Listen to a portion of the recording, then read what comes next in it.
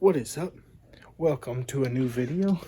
Today on the E36 we are going to be jacking it up, taking out the front coilovers. I think when I put them in I put the preload too hard or too heavy, or I messed it up, so every time when I smack a bump it smacks really hard. I also have some new front end links for the sway bars. I'm gonna add some camber to the front.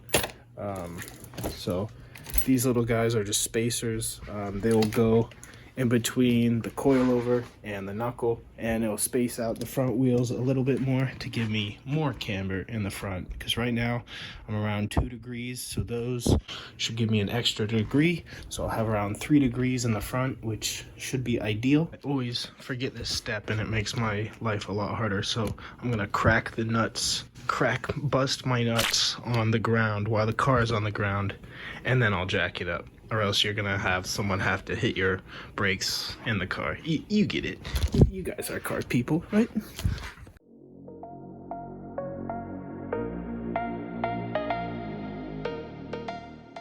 So this is what we're working with. So we got 1 bolt up there, 2 on each side down there, and the 3 up top.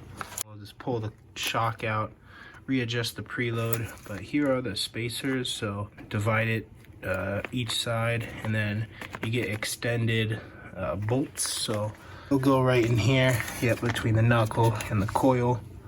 It looks like we replaced this washer here with these ones, and then we'll add this shims right in here.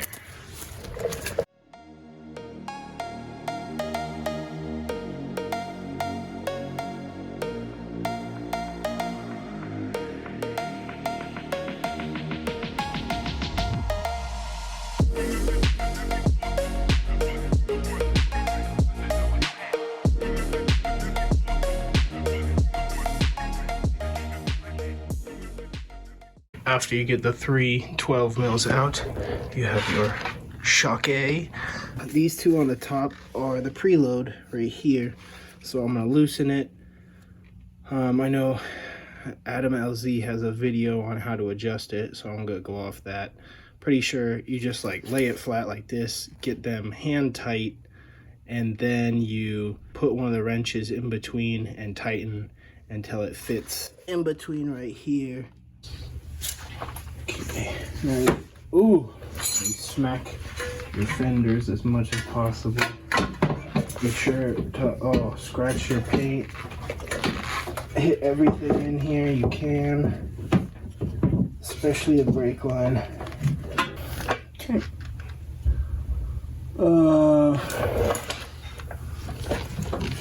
As much as possible.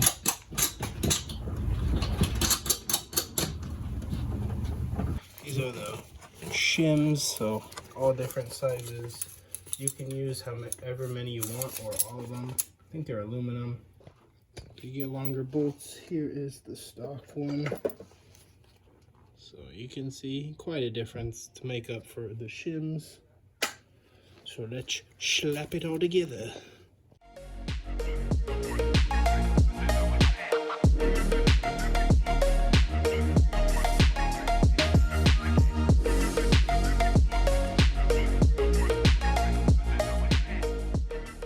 That legit took too long. The hard part was getting all these holes aligned. So there's this middle one, so I kind of put the shims on there first, and then I kind of push the shock, try to get it aligned. Kind of started this bolt. This other one's going in pretty well, so don't forget Loctite. I'm gonna add some medium strength Loctite to both sides, or thread locker. Tighten it down, torque everything to spec. Put all this together, and I'll go work on the other side, maybe tonight. I'm also hoping this helps with all this wear.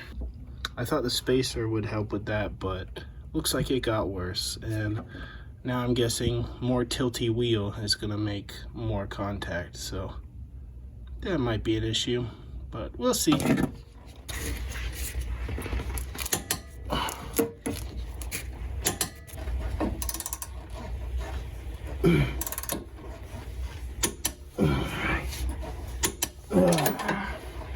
Alright, that So 76 foot-pounds on all three bolts. And then the top one is just 12, so just pretty much hand tight. Just adjusted the suspension and added my camber plates on each side. So now if we look in here, is our sway bar end link, right? This guy right there. So we're gonna undo the top one first, so it's a nut, and then you kind of hold it here, and then the bottom one, which is a nut and a bolt.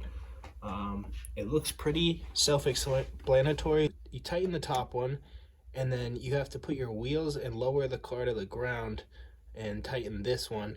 If you tighten the bolt while the car's in the air, it'll sit differently, and then once it goes to the ground, it'll twist, and you'll prematurely tear the rubber bushing in here. So we are gonna prevent that and do it while it's on the ground. Yeah, I'll just have to reach around the tire. We'll take this one off first and put this freshie on. Melee, this is the best, I guess. Melee, it literally says better than OE. So let's do it.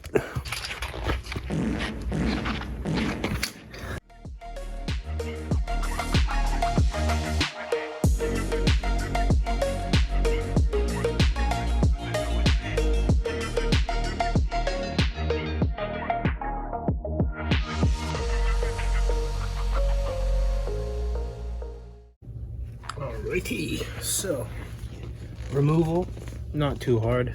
You can see this one's all starting to tear, pretty worn out compared to the new super taut one. See how taut that is?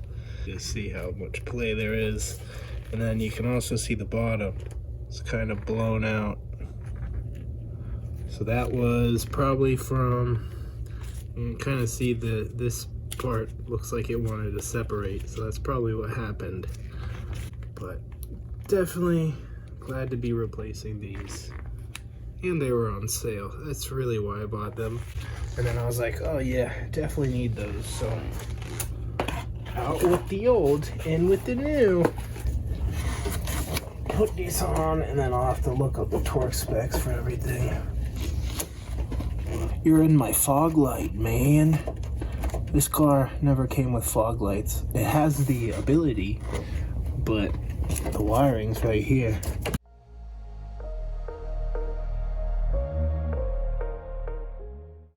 All right, both sides are done. Gonna put the wheels on and lower the car, and then tighten those bolts and maybe take it for a spin. It's kind of stormy, but yeah, we're gonna see how it looks with the added camber, and hopefully these sway bar end links help the sway bar and its link. Yep.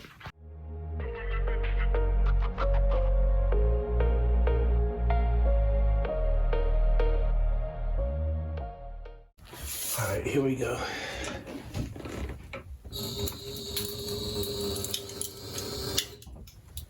Ooh. Ooh, chupapi mo, niño.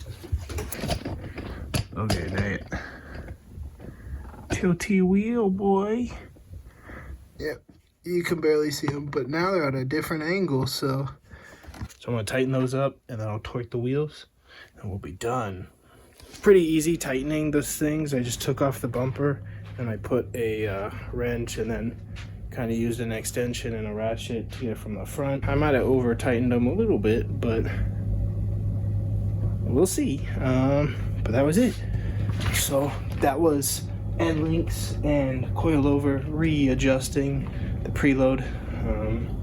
Thanks for watching. We'll see you in the next one.